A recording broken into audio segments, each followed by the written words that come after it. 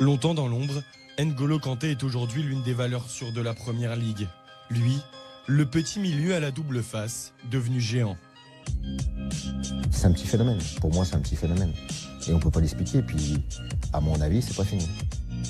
Sa petite taille, il en a fait sa force. Sur le terrain, pour réussir, il faut de la personnalité. Il se fond dans la masse dans les premiers temps. Il travaille, il incorpore et il déploie. Dans le vestiaire, on ne l'entendait pas. Mais une fois qu'il est sur le terrain, c'est plus le même.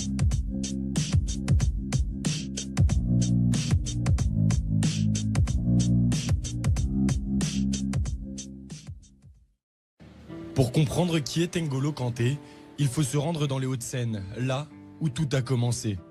Comme ce petit de la jeunesse sportive de Suresnes, N'Golo Kanté a longtemps longé les grilles du stade Maurice Hubert. Pendant toute son adolescence, le petit N'Golo s'est époumoné sur cette pelouse, là où il a laissé une trace indélébile dans les têtes des jeunes joueurs.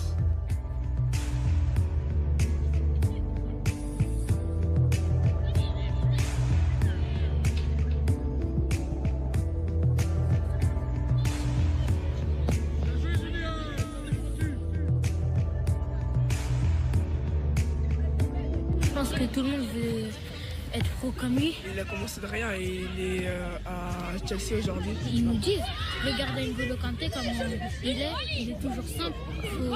On le prend beaucoup comme exemple ici à Suresnes. Pour moi, c'est comme un rêve et j'aimerais bien être comme lui. À l'image d'un homme à la discrétion extrême, il est difficile de trouver trace du passage d'N'Golo Kanté au club. Quelques photos exposées entre des coupures de presse, mais rien d'autre, si ce n'est des souvenirs impérissables pour ses anciens coéquipiers, proches d'N'Golo Kanté depuis des années. Quand tu lui parles, et son truc, il fait juste ça. Ok, il te sourit, et tu sais que voilà, il te respecte, il respecte tout le monde. C'est ça la base, il respecte tout le monde, peu importe qui t'es, peu importe le niveau que t'as. À l'époque, il jouait, le coach le mettait milieu sur un côté. Et puis le gars, il était sur son côté. Et sa petite taille, sa rapidité, sa vivacité, ça faisait sa force. Et donc on ne sentait pas de carence là-dessus, bien au contraire. C'est un peu comme les artistes de musique. C'est-à-dire que l'artiste, tu le vois au quotidien, il est normal. Et puis dès qu'il monte sur la scène, il s'est transcendé. Il y a 10 ans, déjà, on sentait que le football, c'était fait pour lui et que lui était fait pour le football. À mon avis, le terrain, le football, c'est son moyen d'expression. C'est là où il est le meilleur. N'Golo n'a jamais eu besoin de parler sur un terrain de football. Il s'exprime avec ses jambes. Donc, et puis d'ailleurs, il ne parlait pas du tout sur un terrain de football. C'est-à-dire que moi, j'ai encore des anecdotes où les mecs, ils le découpaient. Tu vois, c'est moi qui montais au créneau jusqu'à ce que je prenais des jaunes, pour te dire, alors que lui, il ne parlait même pas. Alors que c'est lui qu'on venait découper sur le terrain. Donc, il a toujours eu cet état d'esprit de je joue. Né dans le 10e arrondissement de Paris, N'Golo grandit ici, dans le quartier des Géraniums, à Rueil-Malmaison. Entouré de 8 frères et sœurs, Kanté se construit au sein d'un cocon familial très discret et surtout marqué par la mort de son père à tout juste 11 ans. À peine majeur, N'Golo Kanté quitte la région parisienne pour le Nord et le port de Boulogne-sur-Mer. Alors en DH, l'US Boulogne lui propose un contrat amateur. Georges Tournet, entraîneur de l'équipe première, se souvient encore de cette personnalité à part.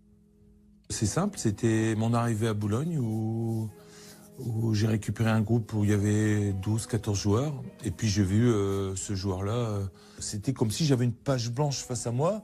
Et puis, N'Golo Kanté, qui est ce garçon Mais ma première discussion, elle a été très courte. J'ai gratté un petit peu parce que ce qui se passait sur le terrain, et derrière, ça cache quelque chose. Les premières relations que j'ai eues avec lui, sachant que c'est un garçon qui était, je répète, très timide, donc il a fallu un petit peu gratter. Sous l'impulsion du petit Kanté, le club grandit, mais lui ne change pas.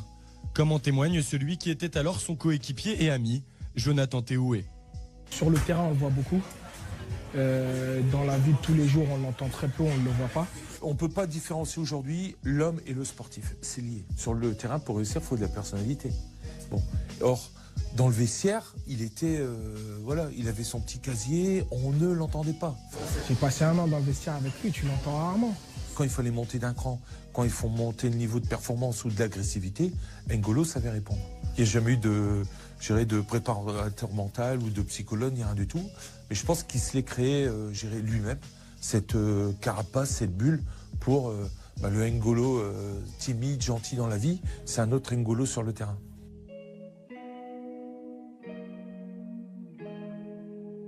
On a eu une discussion chez N'Golo, mais sur le terrain, comment tu arrives à faire la part des choses? Parce que sur le terrain, tu te laisses pas faire et tout.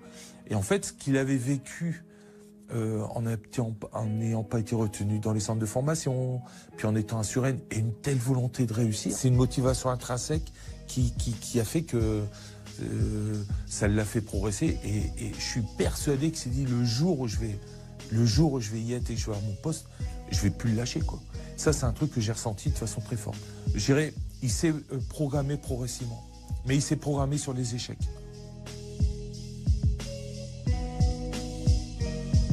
À l'époque, à Boulogne, il y avait beaucoup de jeunes, il y avait même des joueurs plus jeunes que lui, ou des joueurs de son âge, qui avaient un comportement diamétralement opposé au sien. C'est-à-dire qu'ils jouaient même peut-être moins souvent que lui, mais ils réclamaient beaucoup plus. Il m'a jamais dit me réclamer quelque chose. Voilà. Je suis toujours allé vers lui pour lui donner. C'est jamais lui qui m'a dit, coach, voilà, vous avez vu, j'ai fait ça, moi j'aimerais bien voir ça et ça et ça. Jamais. Tu l'entendras jamais dire, aujourd'hui la séance elle était dure, ceci, cela. C'est un mec, il est content d'être là, il s'entraîne et vraiment il kiffe, quoi. Je pense qu'il prend juste son plaisir en jouant au foot et puis c'est tout. Un jour, au bout de, 3 semaines, on travaillait dur le matin, l'après-midi, puis je le revoyais partir avec sa trottinette. Il y avait une montée avant d'arriver au centre d'entraînement. Et souvent le matin, je le croisais sur cette montée là, en train de marcher. Il y en a qui avaient des voitures et tout. On a travaillé dur là depuis 15 jours, 3 semaines. Je dis à N'Golo, reprenez-le de temps en temps avec vous et tout. Il m'a dit non, il dit. Non, tranquille, je vais monter à pied et tout, t'inquiète. C'est un mec, voilà, il demande de rien. Ce que j'ai vécu avec lui, ça reste unique. Devenu trop grand pour Boulogne, Kanté signe à Caen et découvre la Ligue 1, mais surtout le monde professionnel. Un monde auquel il s'adapte rapidement en restant toujours lui-même, taiseux et en retrait dans la vie, déterminé et sûr de lui sur le terrain. On a signé au mois de janvier, donc après il est arrivé pour la saison d'après, bien entendu. Et il est arrivé ce petit bonhomme avec son sac à dos, voilà, un très bon mec, voilà, adoré de tous ses partenaires, protégé de tous ses partenaires aussi. Et puis voilà, il s'est mis dans le moule rapidement. Dès les premiers matchs, je me rappelle des paroles de 2 ou 3 joueurs qui m'ont dit mais t'as été le chercher où lui, voilà quoi, parce que dès les premiers matchs il avait été au-dessus du lot. Moi j'ai toujours dit que sa qualité première, c'est toujours de se mettre au niveau. C'est de se mettre au niveau et être au-dessus du lot. Par contre c'est quelqu'un de très têtu. Il sait où il veut aller.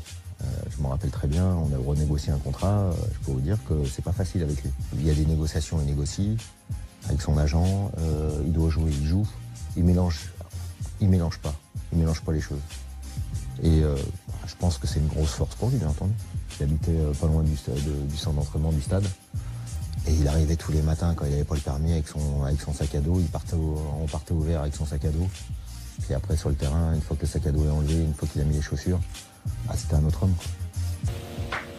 Frank Velfringer est agent de joueur. Il a failli s'occuper d'N'Golo Kanté lors de son passage à Caen, mais la personnalité du jeune milieu ne le convainc pas. En fait, N'Golo Kanté, c'est un ami à moi qui me l'a ramené. On m'en avait parlé déjà quand on était à Suresnes en PH. Bon, après, je n'avais pas prêté attention. On me l'a ramené quand je jouais à Caen. Donc, sur un rendez-vous, j'ai parlé avec lui, voilà, ses objectifs et tout. Bon, c'était très difficile de savoir ce qu'il voulait vraiment. Il n'avait pas une approche de l'avenir vraiment très lointain, c'est-à-dire que c'est un garçon qui vivait le moment présent. J'ai pas senti vraiment une réelle envie. Puis voilà, il était dans un cursus où ça servait à rien de tenter quelque chose. Donc j'ai préféré arrêter. C'est un super joueur, donc c'est un regret. À Leicester, N'Golo Kanté ne perd pas de temps. Au terme de sa première saison, il soulève le titre de champion d'Angleterre comme l'un des hommes clés du milieu de Claudio Ranieri.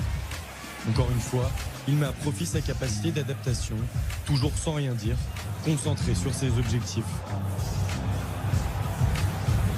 Ranieri a intégré N'Golo Kanté dans un contexte tactique assez défensif d'une équipe qui n'avait pas souvent le ballon en fait, qui était en position d'attente sans ballon et qui ensuite évoluait en contre-attaque assez rapide. Donc N'Golo Kanté était un récupérateur important. C'était lui qui était chargé de gratter les ballons dans les pieds adverses et de rapidement les projeter vers l'avance en les donnant aux techniciens qui étaient Riyad Mahrez ou Jamie Vardy. Il a été leur porteur d'eau en fait. C'était le meilleur récupérateur de Première Ligue la saison dernière. C'était le leader en termes de tacle, en termes d'interception. Et donc forcément, ça a offert des libertés à Mahrez et Vardy. C'est clairement un joueur qui leur manque par son activité, voilà, tout simplement dans la récupération du ballon, dans une équipe qui subit beaucoup. Il faut ces joueurs qui soient capables de soulager en allant gratter des ballons dans les pieds adverses. Et N'Golo Kanté faisait ça de mieux que personne en Première Ligue la saison passée. Ce qui ressort du personnage N'Golo Kanté, c'est une grande humilité. C'est-à-dire que cette faculté, on a l'impression qu'il garde son sang-froid dans n'importe quel club en fait. Je pense qu'on sous-estime peut-être mentalement, il a une énorme force mentale de savoir ne pas se mettre la pression, de savoir gérer cette pression en plus, ou en tout cas de garder une certaine insouciance par rapport à tout ce qui lui est arrivé. Ouais. Son rendement est tel que Chelsea débourse 35 millions d'euros et Kanté découvre les exigences d'un grand club. I like this type of player and I think that the team that you want to win, you need of this player. Mais comme un éternel recommencement, Kanté apprend et travaille jusqu'à s'imposer comme l'un des cadres du système Conte. Et malgré un rôle un peu différent qu'à Leicester, N'Golo assimile très rapidement les demandes du coach italien. Dans le contexte tactique, disons que Chelsea est parfois amené à avoir un peu plus le ballon que Leicester, mais ce qui est intéressant, c'est qu'on voit beaucoup plus se projeter vers l'avant que c'était le cas la saison passée où il était plus vraiment extrêmement défensif. On le découvre presque créateur aussi dans les 30 derniers mètres. C'est un domaine dans lequel on n'imaginait pas qu'il pouvait être performant. Il arrive aussi à montrer par séquence, certes c'est pas son principal atout, qui peut porter le jeu vers l'avant et être créatif. Il montre à Chelsea presque d'autres éléments de sa palette en fait. Il montre à Chelsea qu'il est beaucoup plus complet que ce qu'on pouvait soupçonner. On le réduisait beaucoup à un milieu récupérateur. À Chelsea, il entourait d'éléments de qualité supérieure sans faire injure à Leicester. Que lui arrive à mettre en valeur et qui le mettent lui aussi personnellement en valeur. Et il est tout à fait à sa place à Chelsea et je pense même que c'est presque le maillon numéro 1, l'élément essentiel de cette équipe cette saison. Sans un mot, N'Golo Kanté a donc convaincu partout. À tel point que lorsqu'il revient à Leicester avec les Blues, Ranieri lui réserve un accueil un peu spécial, comme pour mettre un geste sur le vide qu'il a laissé chez les Foxes et partout où il est passé.